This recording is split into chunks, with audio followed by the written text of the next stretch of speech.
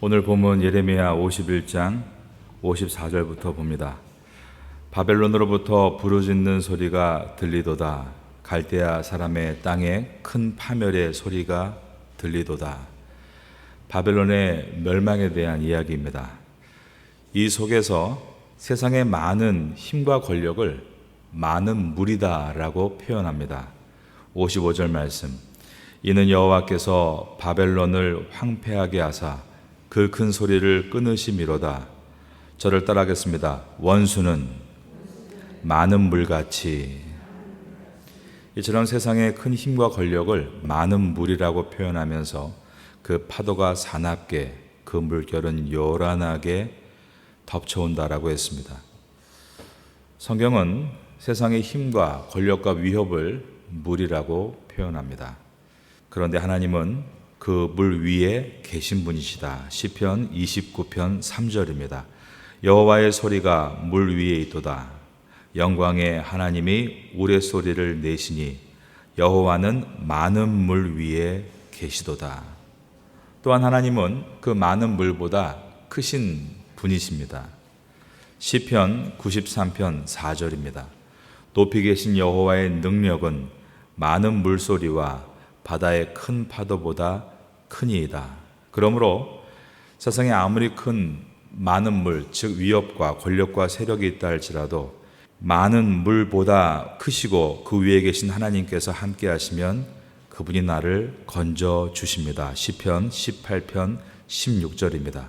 그가 높은 곳에서 손을 펴사 나를 붙잡아 주시며 많은 물에서 나를 건지셨도다 라고 말씀하고 있습니다. 여러분, 세상에 큰 파도와 같은 위협과 세력이 우리에게 몰려온다 할지라도 그 모든 많은 물 위에 계시고 많은 물보다 크시고 그 많은 물에서 나를 건지시는 주님을 붙잡고 살아가실 수 있기를 바라겠습니다. 51장 56절입니다. 56절. 곧 멸망시키는 자가 바벨론에 이르렀음이라. 그 용사들이 사로잡히고 그들의 활이 꺾이도다. 여호와는 보복의 하나님이시니 반드시 보응하시리로다. 세상에 살면서 많은 물로 인해서 고통을 당하고 또 억울할 때도 있고 그리고 우리가 거기서 벗어나지 못할 때도 있습니다. 그런데 56절은 하나님의 성품에 대해서 하나님은 보복의 하나님이시다라고 했습니다. 보복이란 사전적인 뜻을 보면 상대방에게 피해를 준 만큼 나도 상대방에게 똑같이 해준다라는 것입니다. 우리는 어떤 억울한 일을 당하고 환난과 고난 가운데 있을 때 하나님이 갚아주신다라는 사실을 잊지 말아야 합니다. 하나님이시니 반드시 보응하시리로다. 여기서 보응은 사전적 뜻이 줄 것을 주다, 되돌려 주다. 그래서 영어에 보면 repay라고 되어 있습니다. 되갚다라는 뜻입니다.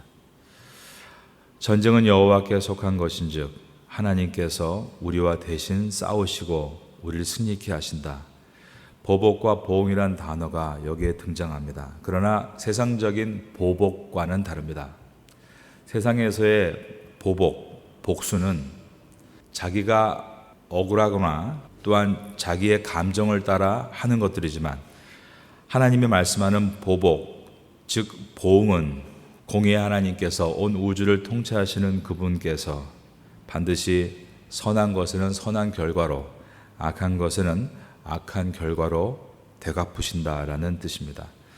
여러분, 보응하신 하나님 앞에 어렵고 큰 물이 출렁이는 이 어려운 시간 속에서도 하나님을 따르고 의의 길을 걸어가므로 하나님께 의로 되갚게 되기를 바라겠습니다. 여러분의 삶이 힘들고 낙심하고 어렵다고 해서 똑같이 다른 사람에게 감정적으로 보복하고 싸우고 자기의 방법대로 되갚음으로 하나님 앞에 불의로 보응받지 않기를 바라겠습니다. 모든 만물을 주관하시는 그분은 우리의 생사 화복을 이끌어 가시는데 하나님께서 원하시는 뜻이 성경 말씀에 들어있고 그 말씀대로 살아갈 때 하나님 반드시 선한 것으로 보응해 주실 줄로 믿습니다. 하나님은 대갚으신 하나님이시다. 57절 말씀 다 같이 읽습니다. 시작. 만군의 여호와라 일컫는 왕이 이와 같이 말씀하시되 내가 그 고관들과 지혜 있는 자들과 도백들과 태수들과 용사들을 취하게 하리니 그들이 영원히 잠들어 깨어나지 못하리라. 바벨론 제국을 떠받쳤던 정말 쟁쟁했던 장수들과 모든 관료들이 하나님의 진노의 포도주 잔에 흠뻑 취해서 죽음의 잠으로 골아떨어졌다라는 말입니다. 이 말은 역사적으로 바벨론이 벨사살 왕을 마지막으로 마칠 때 벨사살이 자기의 궁전에서 귀인 1000명을 불러서 술 잔치를 한 것과 같은 이야기입니다. 성도는 술에 취하는 사람이 아니라 성령에 취해야 될 줄로 믿습니다. 성도는 세상의 권력에 취하는 것이 아니라 하나님의 은혜에 취해야 합니다. 세상에 취하면 교만해지고 모든 것이 내 중심이 됩니다. 그러나 하나님의 성령에 취하고 은혜에 취하면 내가 나된 것은 오직 하나님의 은총이기에 겸손하게 되고 그러한 겸손한 자에게 이러한 마지막은 없는 것입니다. 우리는 항상 하나님 앞에서 끝까지 주님의 은혜의 길을 걸어갈 수 있기를 바라겠습니다. 58절입니다.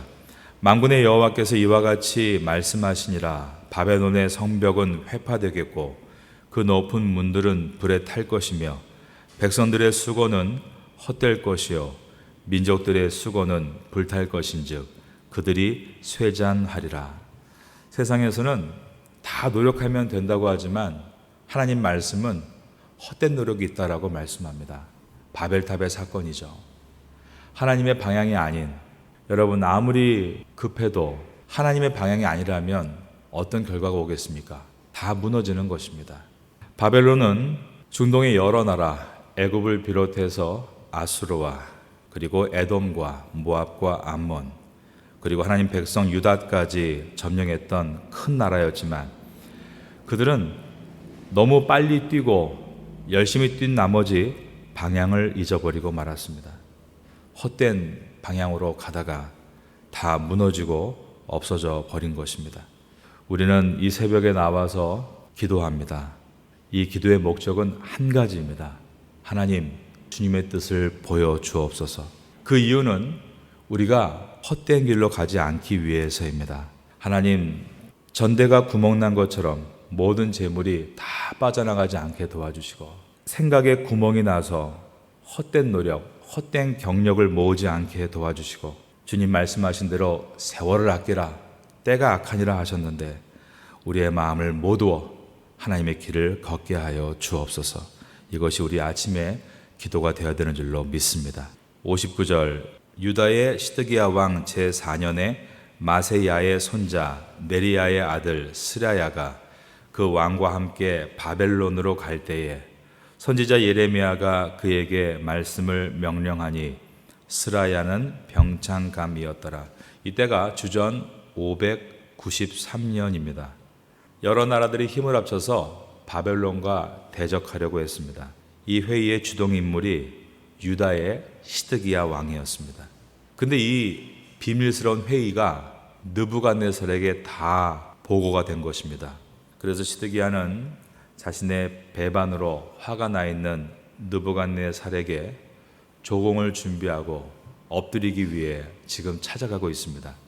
그런데 이 왕의 행차에 스라야가 등장합니다. 59절에 보면 마세야의 손자 네리야의 아들 스라야, 이 족보를 통해 그가 바로 바룩의 동생이었다는 것을 확인하게 됩니다. 바룩은 예레미야 선지자 옆에서 예레미야가 하는 모든 말을 대필한 서기관이었습니다.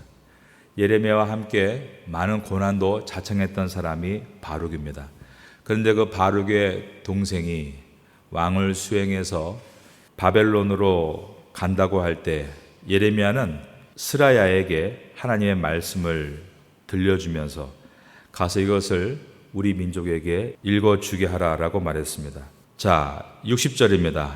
예레미야가 바벨론에 닥칠 모든 재난 곧 바벨론에 대하여 기록한 이 모든 말씀을 한 책에 기록하고 61절을 다 같이 읽습니다. 시작.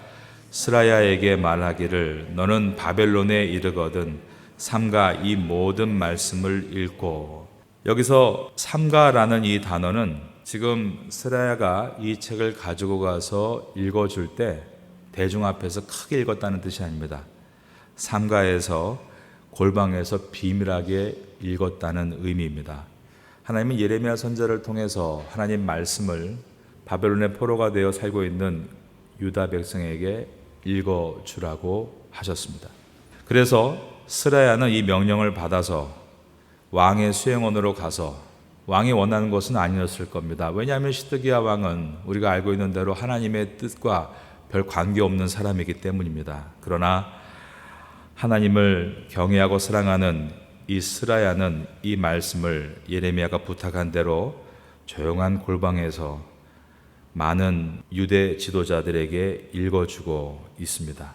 다니엘이 어떻게 바벨론에서 하나님 말씀을 읽을 때, 특별히 예레미야서를 읽고 바벨론의 포로 생활이 70년 만에 마치게 되리라는 것을 깨닫게 되었는가? 이와 같이 하나님은 누군가를 통해서 계속 말씀하셨기 때문입니다. 그래서 믿음을 지켜나갈 수 있었고, 그래서 그들은 기도하며 하나님 앞에 내일을 준비해 나갈 수 있었던 것입니다. 여러분, 우리가 어떻게 이겨나갈 수 있습니까? 어떻게 내일을 열어갈 수 있습니까? 하나님께서 그토록 바벨론을 뚫고라도 주의 말씀을 전달하고 있다면 우리가 살 수 있는 방법은 주의 말씀, 그리고 말씀 앞에 기도하며 성령의 인도하심을 받을 때에만 우리가 이 땅에서 승리할 수 있게 된다는 것을 깨닫게 됩니다. 오직 하나님만 의지하고 있는 그 성도들에게 하나님께서 스라야를 통해서 말씀을 들고 뚫고 들어가셨습니다. 지난주 설교가 우리가 하나님과 함께함으로 바벨론과 같은 우겨쌈을 당한 곳에서 승리하는 성도가 되어야 된다고 했는데, 그것은 이와 같이 말씀이 함께할 때 승리할 수 있다는 것입니다. 말씀은 다 있습니다. 그러나 이 말씀이 펼쳐져 있다고 해서 복을 받는 것은 아닙니다. 하나님은 이 말씀을 다 읽고 난 후에 바다에 던지게 하셨습니다. 51장 63절 말씀, 63절을 다 같이 읽습니다. 시작. 너는 이 책 읽기를 다한 후에 책에 돌을 메어 유브라데 강 속에 던지며. 바다와 같이 넓은 유브라데 강에 이 말씀을 넣으라고 했습니다. 두 가지 의미가 있습니다. 첫째가 바벨론의 완전한 멸망을 표현하기 위해 바벨론의 멸망에 예언되어 있는 한 부분을 읽어준 다음에 이것을 물에 수장시킴으로 바벨론은 이와 같이 완전히 파멸할 것이다 라는 것을 보여주기도 하고, 또 한 가지 의미는 지금 너희들이 바벨론이 멸망한다는 말을 들었는데 이제 이 말씀은 물속으로 잠기고 있다라는 것은 이 말씀이 너희 심령 속에 잠겨야 한다는 의미입니다. 말씀을 펼쳐놓는 것으로 되는 것도 아니고, 말씀을 그저 한번 읽었다는 것으로 되는 것도 아니고, 이 말씀이 바다에 수장되듯 그의 심령 속에 깊이 들어갈 때에만 말씀은 언약이 되어 너희들을 돕게 될 것이다. 그러므로 다니엘과 많은 믿음의 선진들을 보면 이 말씀을 받았을 때 어떻게 했습니까? 마음에 불이 붙었고 약속을 기다리며 삶의 최선을 다하는 모습을 보여주므로 다니엘은 낮에는 눈을 비비며 열심히 일하고 밤에는 기도하고 또 거룩한 길을 포기하지 않고 나를 걸려 넘어뜨리려고 왕의 조소에 도장을 찍는 것을 뻔히 보면서도 다니엘은 끝까지 하나님 앞에 해야 될 일들을 감당하고 믿음의 길을 걸어갔던 것입니다. 이러한 모든 것들은 어떻게 가능했을까요? 그저 다니엘이 어렸을 때 들었던 부모님과 함께 읽었던 말씀으로 가능했을까요? 그렇지 않죠. 다니엘이 바벨론의 포로 생활 70년이 있는 그 모든 순간순간마다 하나님께서 그에게 말씀으로 함께 하시고 그가 지치지 않도록 늘 동행하셨다는 것을 우리에게 보여주고 있는 것입니다. 여러분, 우리의 고난의 시간에서도 주님께서 우리와 함께 하십니다. 이 새벽도 주님 우리에게 말씀하고 계십니다. 우리는 기도할 수 있는 기회를 얻었습니다. 이 은혜의 시간을 통해서 어려운 바벨론과 같은 우겨쌈을 당한 시간 가운데 많은 믿음의 선배들과 같이 승리할 수 있게 되기를 주님의 이름으로 축원합니다. 자, 64절 말씀, 64절 마지막 절입니다. 51장의 마지막 절 다 같이 읽습니다. 시작. 말하기를 바벨론이 나의 재난 때문에 이같이 몰락하여 다시 일어서지 못하리니 그들이 피폐하리라 하라 하니라.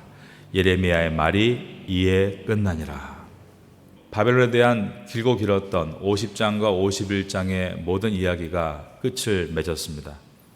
하나님의 말씀은 펴져 있는 것으로 능력이 아니라, 그 말씀을 눈으로 읽었다고 해서 능력이 있는 것이 아니라, 말씀이 바다 깊은 곳으로 수장되듯 내 심령 깊은 곳에 수장됐을 때 주의 약속은 능력으로 나타나게 됩니다.